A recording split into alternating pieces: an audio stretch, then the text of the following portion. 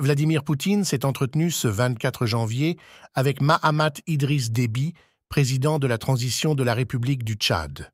Au cours de leur échange au Kremlin, le président russe s'est dit de voir que les autorités tchadiennes parvenaient à stabiliser la situation dans le pays.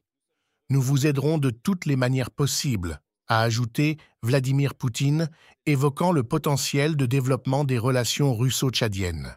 Au niveau de l'ONU, nous essayons d'apporter notre soutien, y compris sur le plan humanitaire, a poursuivi le président russe.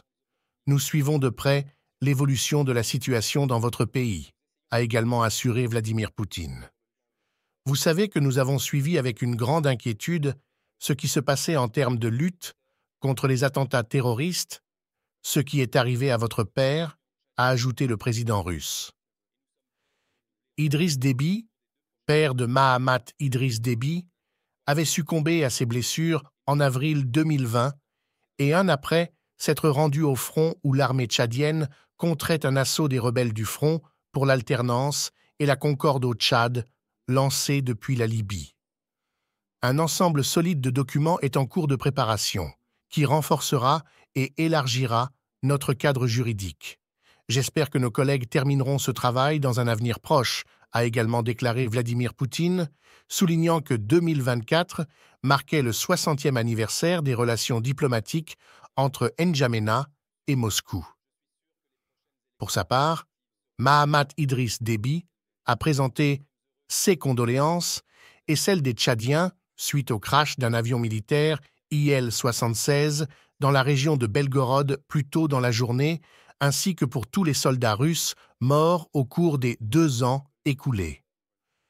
Le dirigeant tchadien a également déclaré que son pays était de la Russie, un pays frère, et a souligné sa volonté de renforcer les relations bilatérales.